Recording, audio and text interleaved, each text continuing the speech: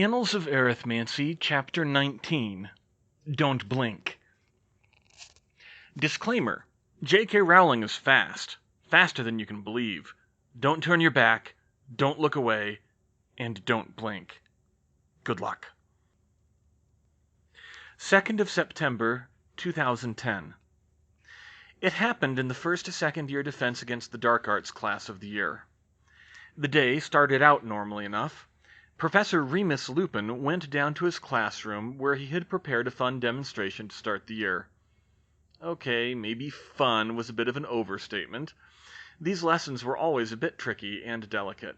He tried to make sure students would steer clear of the boggart if their fear was Voldemort or something, but there were always those who slipped through the cracks. To be fair, it was often the Muggleborns you had to watch out for the most, and that was all the more true now that the war had faded from the younger students' memories. Since he started teaching full-time, Remus had become very acquainted with Muggle horror films, against his will. But still, he was getting to be an old hand at this, and he wasn't anticipating any major problems. It was usual to introduce his students to boggarts in 3rd year, or even later, but Remus had been experimenting with trying it earlier. The ridiculous charm wasn't that complicated, and younger children's imaginations tended to be better at making things funny. Plus, their fears were less likely to reveal dark secrets, as occasionally happened. As yet, he was only taking volunteers from the 2nd year classes, but it was going well. He had the Gryffindor Ravenclaw class today, and he was sure to have plenty of volunteers. In retrospect, Remus thought, he should have known something was going to go wrong when Matthew, one of the 3 Muggleborns in the class, stepped in front of the boggart and it turned into something. Remus wasn't sure what it was, but it was extremely bloody, though he dealt with it admirably, if disturbingly, by turning it into peppermint candy. "Bloody hell, Matt! What was that?" "What was that from?" demanded Karen, one of the other Muggleborns. "One of the Saw movies," Matt said. "Your parents let you watch Saw?" she squeaked. Matt just shrugged and got back into line. Still, things went smoothly again until the 3rd Muggleborn, David, decided to take his turn. "It's not going to be another horror movie monster, is it?" Karen demanded. "I don't think so," David said. I'm actually not sure, but it can't be worse than Matt's, can it?" He stepped in front of the boggart, and his face fell as it changed. "Bugger! It's worse!" The boggart transformed into a shape Remus had seen a few times before. A stone statue of an angel, weeping, with its hands hiding its face. How Muggles had made that scary, he still didn't understand. But this time, he frowned. This angel wasn't weeping. Its face was exposed and twisted into an exaggerated snarl with its mouth wide open and filled with pointed fangs. All 3 Muggleborns sucked in a breath, and so did Marcus Vector, he noted, and all 4 said in perfect unison, "Don't blink!" "Ah, the angel form," Remus started to say. "Oh God, oh God, oh God, why didn't I think of that?" David cried, near panic. "Okay, calm down, David," Remus tried to assure him. "It's not that bad, is it?" Karen suggested. "It's still a boggart, right?" "No!" David shouted. "Did either of you see the new episodes from last spring?" Matt apparently didn't watch the show regularly, but Karen let out a flurry of cursing such as Remus had never before heard from the normally well-behaved girl. Before he could chastise her, Marcus Vector shouted, "Crap! Everyone, don't look it in the eyes!" At once, all the Muggleborns gasped and looked down at the angel's stone robes. Even Matt must have heard something about it. "What?" said Remus. "Look at it, but don't look it in the eyes," said David. "If you look it in the eyes, it can infect you," added Karen. By now, Nadia and Sasha had both turned to Marcus in confusion. Marcus, what's going on?" Sasha asked. "It's a weeping angel," he said. "We have to watch it. If no one's watching it, even for an instant, it can move. But you can't look it in the eye, or it'll get inside your head."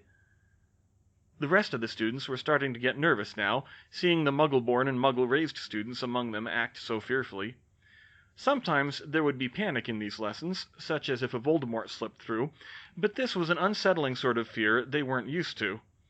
The kids shifted on their feet, some following Marcus's instructions, others looking anywhere but the angel. Even in human form, Remus could smell the fear rising in the room. "Everyone, please calm down," he assured them. "This isn't the first time a boggart has turned into one of these angels. It's true that it will move if it isn't watched, but a boggart always has weakened powers at most of what it represents." "No, you don't understand, Professor," Marcus shouted. "They made more episodes this spring and added to the story. Now they say, whatever holds the image of an angel becomes an angel. And the boggart turned into the image of one. We need Aunt Hermione, sir. Quick!" Remus was lost. Image of an angel? Maybe it was so scary they thought it was real? Somehow. No, it was time to shut this one down. "Look, all I need to do is stand closest to it, and it'll take on..." Remus stepped between the angel and David, and then stopped. The boggart didn't change form. "What?" he said. He waved his hands in front of its motionless face, trying to get its attention, but it didn't move. He tried ridiculous, but it had no effect. "But that shouldn't be possible. It responds to the closest person. How?" "It took the image of an angel, Professor," Karen spoke up.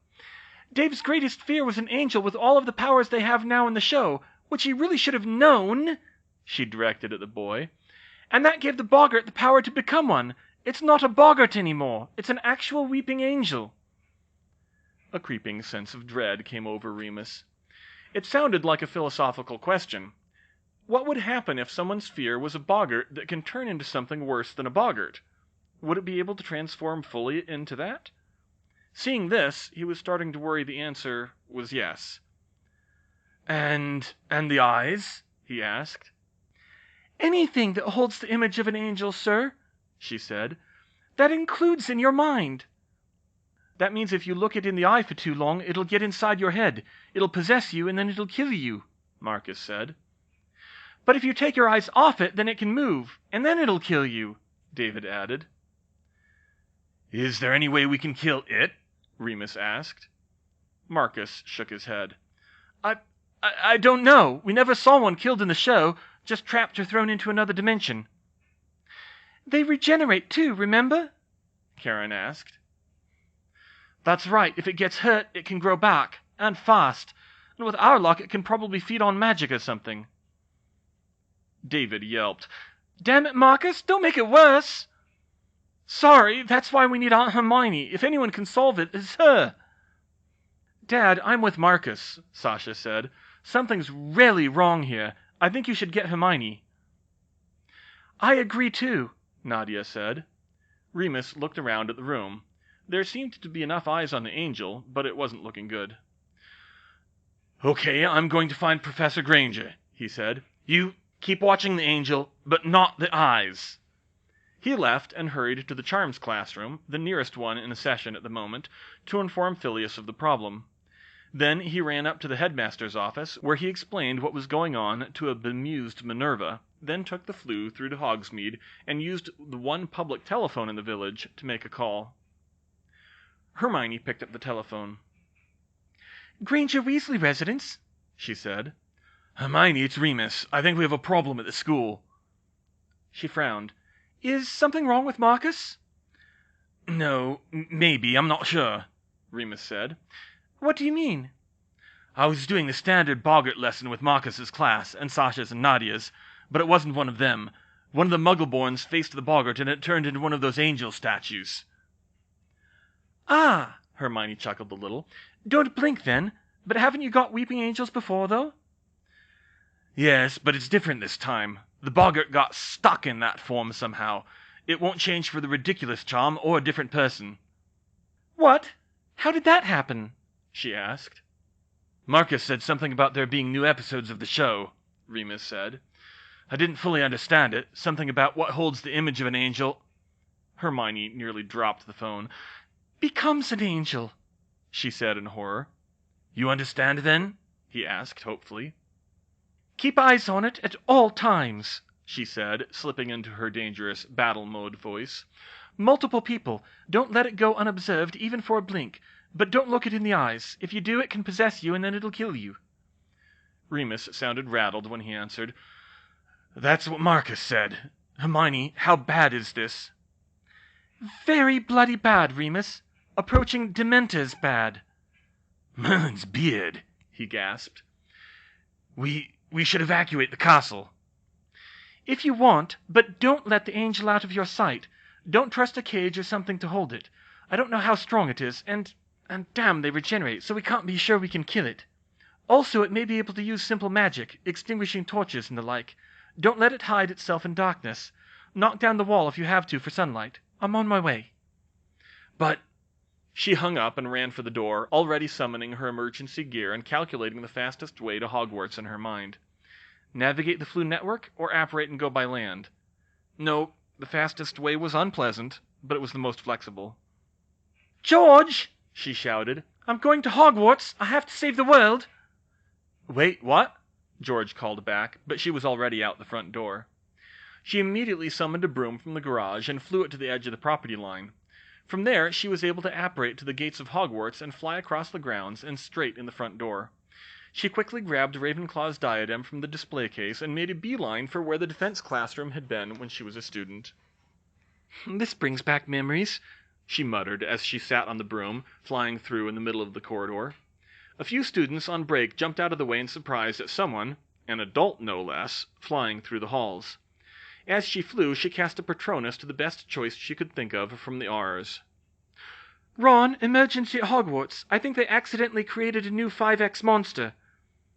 Then, as an afterthought, "Bring unspeakables, too." She was nearly to the classroom when a floating man in a court jester's outfit appeared in front of her from nowhere. Hermione brought the broom to a halt so fast she nearly fell off it. "Ooh, Grangy's back and causing trouble again!" Peeves taunted her. "Out of my way, Peeves," she said. The poltergeist didn't move. "Naughty, naughty, flying in the broom in the hallways, setting a bad example for the children, you are." She did not have time for this. "Peeves, I swear I will use my Dementor-killing ritual on you. I don't know what'll happen, but I don't think you'll like it." She was gratified to see Peeves drift backwards, his eyes widening. He blew a raspberry at her and flew away. Now her way was clear. The Gryffindor Ravenclaw defense against the dark arts students stood in the classroom, waiting. Many of them were thoroughly confused. Some were ignoring the statue of the angel, although many had seen how alarmed Marcus, Karen, and David were and took their warning to heart, keeping an eye on the thing. A few had their wands out. Professor Lupin rushing out of the room on Marcus's word, to summon Hermione Granger, no less, alarmed them a bit more, but nonetheless it seemed an absurdity to get this worried over a boggart, even if it was acting in a very un-boggart-like fashion. Professor Flitwick had arrived soon after, but he seemed as flummoxed as Lupin. Suddenly there was a bang as someone kicked in the door, and a worrying number of students turned away from the angel to see what it was. Hermione Granger strode into the room wearing a long basilisk skin coat that billowed behind her. Her wavy hair blew wildly in an invisible wind, held down by the diadem of Ravenclaw sitting on her head. She had a shield strapped to her arm, and a sword on her hip, and battle scars displayed prominently. She held a wand in each hand, and an expression on her face was one of danger and power. "You!" she snarled, pointing a wand at the angel. She walked up to it, her eyes burrowing holes into it just below its chin. "You will not hurt these children, and you will not hurt this world. Not today, not ever. I'm the Doctor, the oncoming storm. I've fought monsters and slain demons. I've made the very sky turn to darkness, and I will not suffer you to persist on this planet. You may call yourself an angel, but I'm the angel of death. Fear me!"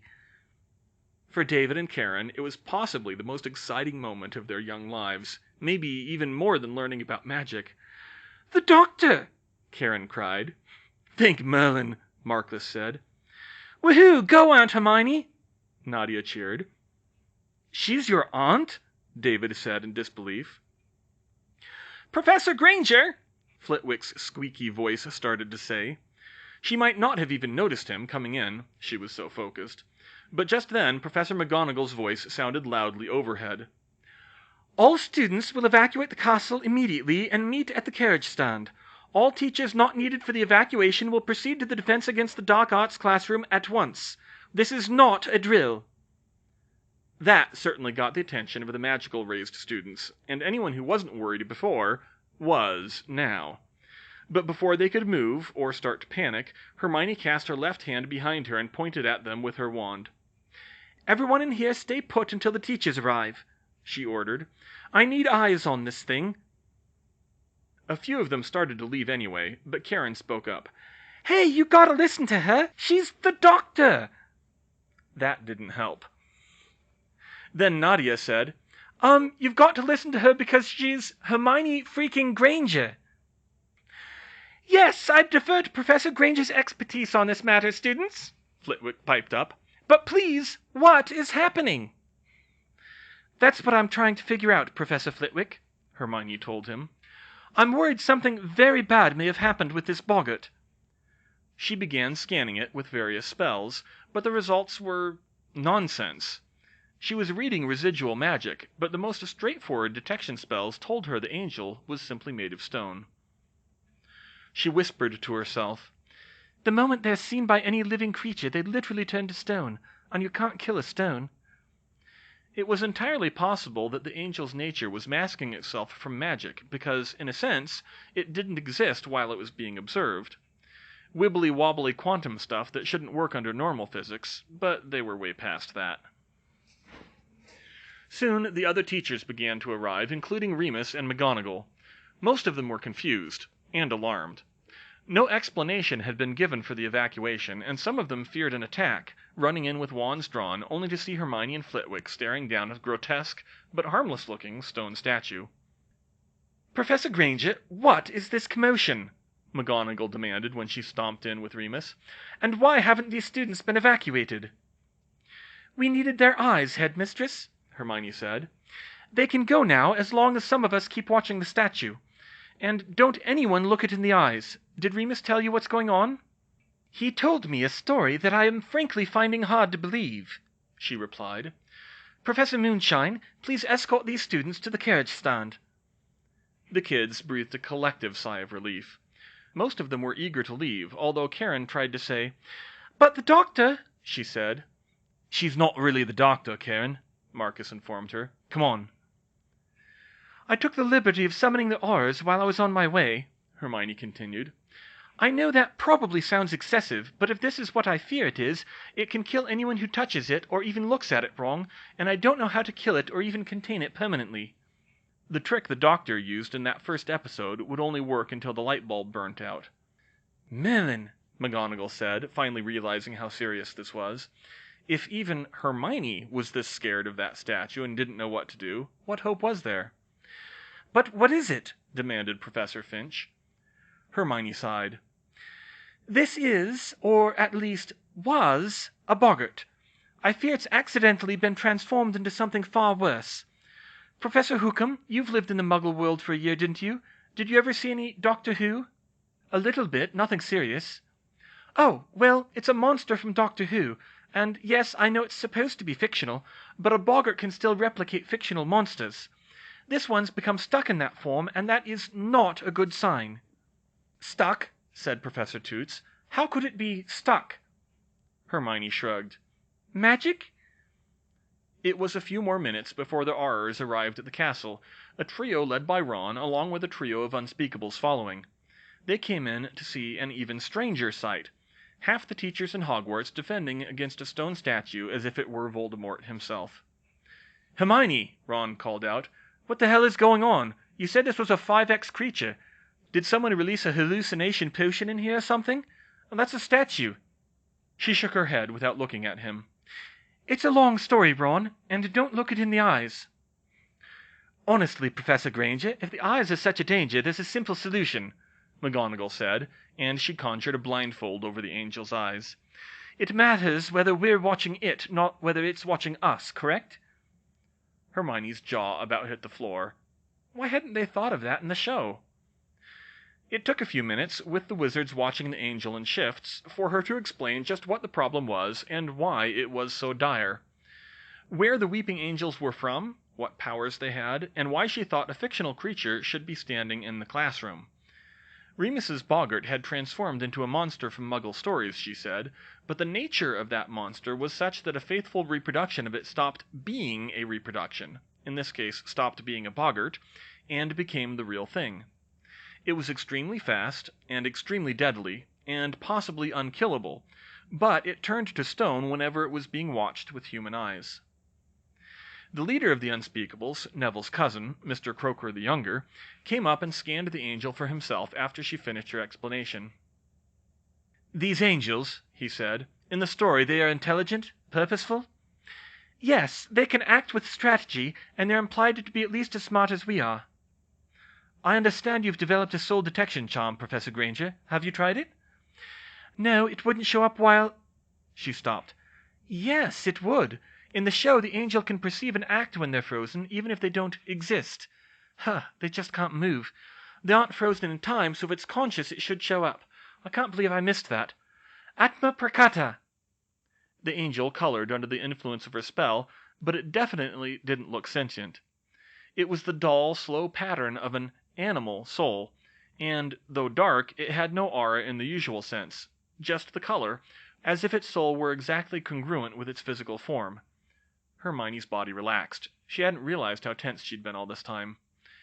"What does that mean?" Croaker asked. I've never seen an exact match, but it looks like a spirit with a physical manifestation, and it appears to be subsentient." "Ah, that's good, isn't it? That suggests it really is still a boggart." "I really hope that's the case, Mr. Croaker, but, dealing with an alien physiology that doesn't even obey physics as we understand it, I don't know that I can be certain of anything." "Well, we have a place to start at least. Come on, let's take a closer look." "Just don't touch it," Hermione warned. The Unspeakables studied the angel for a long while. At one point, the blindfold seemed to magically remove itself and had to be reapplied, which renewed Hermione's fears. That was something a real weeping angel would do. The second time it came off even faster, so Professor Flitwick applied a new one with a charmed lock on it. Finally, Croaker announced his conclusions. "Okay, the good news is we're almost certain the angel is still a boggart. The problem is, we don't understand how it got stuck in that form. You say this has happened before and it didn't get stuck?" Remus nodded. "So what do we do now?" "Well, there is one person in Britain who knows more about every kind of creature there is than we do," Croaker said. "Newt Scamander." It took a good deal longer for the Unspeakables to contact Newt Scamander and bring him to the castle. Hermione considered contacting Neville and Luna to call him faster, but he finally did arrive. The elder Scamander was old, nearly as old as Dumbledore had been when he died, but his mannerisms reminded Hermione more than a little of the original Doctor, William Hartnell, and he was blessedly quick on the uptake when she explained the problem to him. He listened carefully to all of her analysis and then that of the Unspeakables before investigating for himself. At her behest, he didn't touch the angel, but he did tap it with his wand and his walking stick a few times. Finally, after extensive observations that Hermione mostly didn't understand, he reached his conclusion. "Well, I think the explanation is very simple. The boggart can't change form while it's being watched." Everyone just stared at him. "I know, that's our problem," Hermione said. "No, you misunderstand, Professor Granger. You said that one of the powers of these fictional creatures is that their form is locked when they're observed." "Yes." "And this problem didn't happen before the bit about images was added to the story?" "That's right," Remus said. "Then that's the answer. Before, the boggart only took on the outward appearance of an angel, an affection of the original pattern. Even though the angels ostensibly have the power to be form-locked, the children knew that the boggart wasn't one, so at that time it was free to come unlocked and change when it latched onto a new target. But now this boy's fear was not just of an angel, but of a replica of an angel that transforms into a true one. Thus, the boggart is forced to behave as a true angel, and it can't transform while it's being watched." Remus started to catch on. "So you're saying if we all stop watching the boggart, it'll be able to move again, and it'll transform into the fear of the nearest person?" "Exactly. You haven't taken your eyes off it since it appeared, right?" Scamander said, and they all nodded. "Well, there you have it."